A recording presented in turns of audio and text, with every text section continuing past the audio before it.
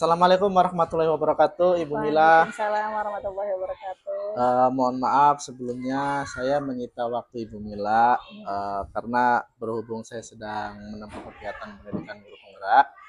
Ada salah satu tugas yang mewajibkan saya untuk mewawancarai salah satu guru sebagai eh, sebagai salah satu bentuk untuk memenuhi tugas tersebut. Nah, di mana isi pokoknya tentang kegiatan wawancara ini adalah tujuannya ingin mengetahui atau ingin mengadakan program seperti biasanya kalau kita programnya sudah berjalan itu mengenai kegiatan membaca di SD Tenajar 4 gitu ya. Ya. Karena saya tidak mungkin mewawancari semua guru, jadi mungkin hanya beberapa guru yang akan saya wawancarai karena program ini kita laksanakan secara bersama, artinya program tersebut tidak dilaksanakan secara individu. Baik, untuk mempercepat waktu, langsung kita mulai saja ya Bu ya. Tapi sebelumnya, apakah saya ini mengganggu kegiatan Ibu ini? Enggak, karena lagi jam kosong, udah ada guru PJOK, jadi udah ada gurunya. Oh ya udah. Baik, mungkin ada beberapa pertanyaan ya Bu ya yang nanti akan saya sampaikan. Ini yang pertama adalah mengenai program yang sudah berjalan, di mana program tersebut merupakan program literasi, membaca buku teks bacaan dan membaca Al-Quran surat-surat pendek 15 menit sebelum kegiatan belajar dimulai. Nah, untuk pertanyaan yang pertama ya Bu ya, seberapa sering siswa kelas Ibu membaca teks sederhana di dalam kelas? Sering Pak, karena di sekolah kan sudah ada kegiatan literasi 15 menit membaca, jadi tiap hari anak-anak membaca. Oh ya, jadi memang sudah rutin ya Bu ya, setiap hari selalu membaca 15 menit sebelum KBM. Kemudian yang kedua, apakah ada program membaca rutin yang dilakukan di kelas Bu? Ada. Jadi 15 menit sebelum masuk kelas, terus di sela-sela jam kosong juga anak-anak sering membaca, karena saya mungkin ada di kelas 2, masih anak-anak masih tahap belajar, jadi saya harus lebih sering mempelajari anak-anak membaca. Gitu ya Bu ya. Ya. Nah, kemudian untuk selanjutnya, ini mengenai jenis teks sederhana apa yang paling sering dibaca oleh siswa Bu?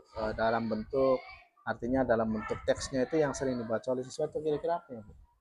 Biasanya kalau untuk kelas 1 dan kelas 2 fase A itu masih menyambung hurufnya. Terus kalau yang sudah lancar itu bisa dengan membaca buku dongeng, buku cerpen.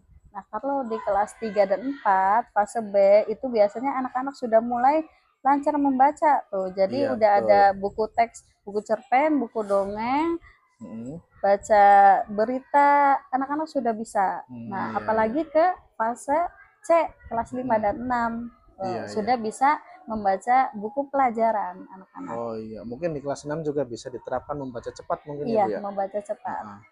Nah, baik, untuk selanjutnya Bu, apakah ada variasi dalam jenis teks yang diberikan untuk membaca kepada anak ini Bu? Variasinya ada Pak. Yang anak-anak kan yang belum lancar membaca, hurufnya kan masih 2 kata. Iya, betul. Masih dipotong-potong gitu ya Bu ya?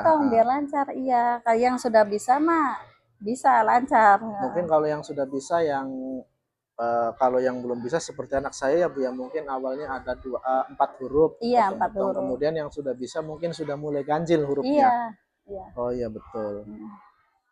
Baik, selanjutnya Bu, kesulitan apa yang sering dialami siswa saat membaca teks sederhana? Kira-kira kesulitannya apa nih pengalaman Ibu? Biasanya kosakata baru, jadi kayak huruf yang susah-susah tuh, kayak huruf P atau huruf Z. Nah, itu kadang anak-anak sulit membacanya. Sulit untuk mengucapkannya ya Bu ya? Iya, mengucapkannya itu huruf-hurufnya. Seperti huruf N dengan Y digabung, ya N dengan G digabung, iya betul. Selanjutnya, strategi membaca apa yang telah diajarkan kepada siswa? Ini kira-kira strateginya Ibu tuh seperti apa ya? Kalau untuk di fase A yang saya ajarkan itu Pak, biasanya untuk kelas 2 itu membacanya intensif. Jadi lebih benar-benar mengajarkan anaknya itu benar-benar intensif. Iya, betul. Iya, kalau untuk fase B, fase C ya bisa membaca cepat. Oh iya, oke. Kemudian bagaimana minat siswa dalam membaca teks sederhana? Ini kira-kira menurut Ibu bagaimana nih anak-anak sekarang? Kalau di zaman sekarang biasanya anak-anak lebih suka kalau benar-benar tulisan anak-anak sulit. Jadi harus ada gambarnya. Oh gitu, ya betul. Terusan motif-motif apa biar anak-anak harus ada suka. Ilustrasinya ya Bu ya? Ilustrasinya harus ada. Biar anaknya minat membacanya itu semangat gitu. Ya memang terkadang kita juga kalau sudah lihat teksnya saja udah udah gimana gitu. Iya. Beda dengan ada ilustrasinya. Iya. Baik, kegiatan apa yang dapat dilakukan Ibu untuk meningkatkan minat baca siswa? Kegiatan kalau di sekolah kan sudah diterapkan tuh Pak, literasi. Nah, alhamdulillah sampai sekarang udah anak-anak udah terbiasa, jadi ya memang sudah terbiasa karena sudah terbiasa ya selalu berjalan seperti itu ya Bu ya? Iya. Oh itu ya, jadi kalau bicara tentang meningkatkan mungkin anak-anak di sini ya sudah ini semua ya Bu ya, sudah ada kesadaran sendiri. Ada kesadaran karena sudah terbiasa. Apakah siswa dapat memahami isi teks yang telah dibaca?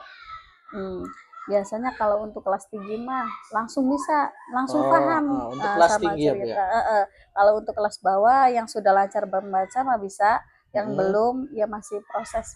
Oh, yang belum masuk. Memang ada tahapan-tahapannya. Iya, masih ada tahapan-tahapan. Nah, terus bagaimana cara Ibu mengevaluasi pemahaman siswa terhadap teks yang telah dibaca? Nah, biasanya saya itu Pak, cara mengevaluasinya itu dengan tanya jawab. Apa kamu sudah tahu ini maksudnya gimana sama anaknya tuh, gitu. Oh, jadi tanya jawabnya berhubungan dengan buku yang sudah dijawab. Mereka baca. Yang mereka baca. Oh iya. Apakah siswa dapat menemukan informasi penting dalam teks yang sudah dibaca oleh dia? Kalau untuk kelas bawah mungkin belum ya Pak, informasi penting sama tidak. Kalau untuk kelas atas, insya bisa kayaknya. Jadi kalau untuk kelas rendah mungkin yang penting kita targetnya dia bisa membaca lancar ya Bu ya? Lancar dulu, iya. Kalau untuk menangkap informasi atau mengevaluasi itu masih belum kayaknya Pak, kalau untuk kelas bawah. Iya betul. Kemudian dapatkah siswa menjawab pertanyaan tentang teks yang telah dibaca? Kira-kira bagaimana Bu kalau siswa ini diajak tanya jawab tentang teks yang sudah dibacanya? Kita untuk kelas rendah dulu, berbicara untuk kelas rendah dulu. Kira-kira bagaimana? Nah, biasanya kalau yang lancar bacanya bisa Pak, ditanya jawab bisa. Tapi ya belum mah masih ini. Kalau yang kelas tingginya bagaimana Bu? Kalau kelas tinggi juga sama, apalagi kelas tinggi yang sudah lancar membacanya. Bisa menjawab maksud dari cerita atau maksud dari dongeng yang mereka baca itu pasti bisa jawab. Itu kalau untuk kelas tinggi nggak ada masalah ya Bu ya? Nggak ada masalah kalau kebanyakan memang kelas tinggi sudah bisa membaca semua. Kalau kelas bawah masih proses. Kalau kelas bawah mungkin masih proses. Nah, kemudian apakah siswa dapat memberikan pendapat atau membuat kesimpulan berdasarkan teks yang dibaca? Kira-kira kalau membuat kesimpulan ini kita bicaranya untuk kelas tinggi aja Bu. Iya. Kira-kira bagaimana kalau kelas tinggi? Kalau kelas tinggi untuk kesimpulan bisa Pak. Bisa. Bisa membuat kesimpulan. Nah, setiap mata pelajaran kan pasti ada kesimpulannya di akhir. Nah, itu bisa kalau anak-anak kita suruh bagaimana kesimpulannya. Nah, pasti bisa. Iya, betul. Ketika kita merefleksikan di akhir pelajaran, kita adakan tanya jawab seperti itu. Mungkin kalau anak kelas tinggi tidak ada masalah ya Bu ya? Tidak ada masalah. Ya, oke. Baik. Kemudian selanjutnya, apakah siswa dapat membandingkan informasi dari berbagai sumber? Kalau menurut saya bisa Pak, karena kan setiap anak membacanya kan beda-beda. Ada yang dongeng, ada yang cerpen, ada yang membaca buku mata pelajaran. Oh iya betul. Bisa membandingkan. Jadi ketika si A membaca dongeng, si B membaca berita, mungkin ketika keduanya digantikan tukeran mungkin bisa dibedakan ya Bu ya? Bisa. Ini cerita apa ini sih? Cerita Kamu apa? cerita apa? Ini berita apa gitu. Iya. Oke. Ini mengenai sarana ya Bu ya. Apakah perpustakaan sekolah menyediakan buku bacaan yang sesuai dengan usia dan minat siswa? Kalau di sekolah perpustakaan ada, nah buku bacaan juga ada, cuma masih metode atau buku yang lama. Oh, cetakan lama ya, Bu Cetakan ya? lama. Nah, untuk yang sekarangnya kan masih belum update. Iya, betul. Tapi untuk jenjangnya kelas 1 sampai kelas 6 ada Oh iya. semua, Pak. Jadi kalau untuk bukunya mah ada Ada. gitu, kelas 1 sampai kelas 6 itu sudah ada ininya, sudah ada pembagian-pembagiannya. Hanya saja untuk mengenai muatan esensi sesuai dengan masa kita sekarang, ini mungkin belum ada ya, Bu ya? Iya. Oke. Apakah ada pojok baca di kelas yang menarik minat siswa untuk membaca? Ada. Ada. Pak. Jadi anak-anak suka membaca yang ada di pojokan gitu. Iya, Lihat-lihat betul. buku di pojok baca sambil lesehan, sambil duduk. Iya, ya karena dari pengawas juga kalau monitoring itu pasti ditanya Pojok pojok baca. bacanya mana, Iya. dan mungkin disarankan membuat pojok baca itu dibuat senyaman mungkin. Senyaman mungkin kan bisa Senyaman lesehan, mungkin, kadang bisa anak-anak kan lesehan, suka betul. lesehan. Nah, kadang-kadang kalau kita istilahnya kalau kita bisa menggambar, mungkin dindingnya kita gambar lah supaya siswa itu bisa nyaman di situ. Nyaman, iya. Oke, lanjut. Bagaimana cara Ibu melibatkan orang tua dalam meningkatkan kemampuan membaca siswa di rumah? Kira-kira bagaimana, Bu? Biasanya saya itu lewat WA, Pak, kalau ada PR tuh. Ya betul. Orang tua tuh harus tahu kalau anaknya ada PR, biar bukan orang tuanya ngasih tahu jawabannya, tapi memantau anak apakah sudah dikerjakan apa belum gitu. Jadi mungkin Ibu memberikan tugas halaman sekian untuk dibaca, mungkin ya, Bu ya. Nah, kemudian Ibu menanyakan kembali di dalam grup WhatsApp tersebut, apakah si anak ini sudah membaca dengan didampingi orang tuanya. Iya.